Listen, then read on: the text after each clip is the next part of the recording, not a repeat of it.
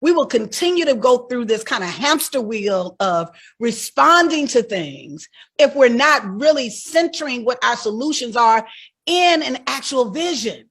We will continue to respond to racism if we do not imagine a world without it. We will continue to respond to oppression and sexism if we cannot remember, if we cannot reimagine systems, right, that are literally centered in a feminist theory, that are centered in inclusivity. And so I'm raising this not as a point of a critique, but as an opportunity. That part of the way we have to really approach the work that we're doing, and even when we're talking about policy work, is one, it is going to require us to have a vision, or we will constantly be in a perpetual cycle of response. And we'll be responding to somebody else's limited vision. The truth of the matter is, all of us that are on here right now, that if our reference point is always the founders of this country, none of us would be here right now, because the founders of this country didn't believe that women actually had what was equality for women.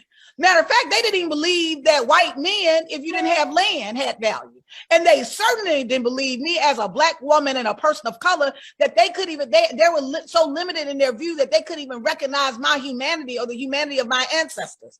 And so I say that while, yes, there was a contribution of really a vision that laid the foundation of this nation, we know that vision was severely limited and severely distorted. And so what I am offering to you, sisters, women of the world, women of change, what I am offering to you is to go on this journey with me to think differently, so that we're not showing up in these spaces just as citizens of a nation or as taxpayers. We should start thinking of ourselves as founders of a new nation, that we're going to create this reality of what this nation could look like when people are able to operate in the fullness of their power.